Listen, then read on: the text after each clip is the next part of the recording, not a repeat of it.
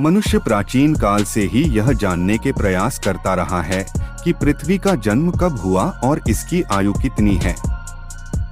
यह एक ऐसा प्रश्न है जिसका शायद कभी सही उत्तर दिया न जा सके। लगभग 400 वर्ष पहले जब मनुष्य को यह पता चला कि पृथ्वी सौर परिवार का एक ग्रह है और वह सूर्य का चक्कर लगाती है, तभी से उसने पृथ्वी की उम्र जानने के लिए वैज्ञानिक तकनीकों को प्रयोग में लाना शुरू कर दिया। पृथ्वी का जन्म कब और कैसे हुआ? आज के वैज्ञानिक कई तरीकों से पृथ्वी की उम्र की गणना करते हैं। इनमें सबसे सरल तरीका रेडियो एक्टिविटी का है।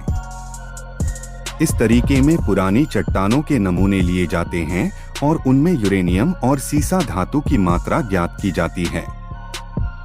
यूरेनियम एक एक्टिव रेडियो पदार्थ है जिसमें से कुछ रेडियो किरणें बाहर निकलती रहती हैं। रेडियो किरणों के निकलने के कारण यूरेनियम अंत में सीसा धातु में बदल जाता है। यूरेनियम 238 के आइसोटोप की आधी मात्रा 4 अरब 50 करोड़ वर्ष में सीसा 208 में बदल जाता है।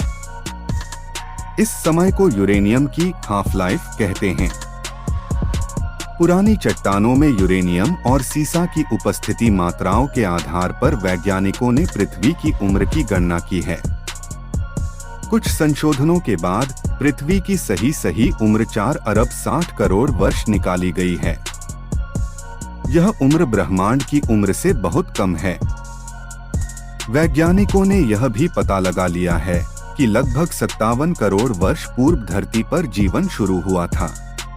पहले 34 करोड़ 50 लाख वर्षों में समुद्री जीवों का विकास हुआ। उसके बाद 16 करोड़ वर्षों में रेंगने वाले जीवों का विकास होता रहा और बाद के 6 करोड़ 50 लाख वर्षों में स्तनधारी जीवों का विकास हुआ।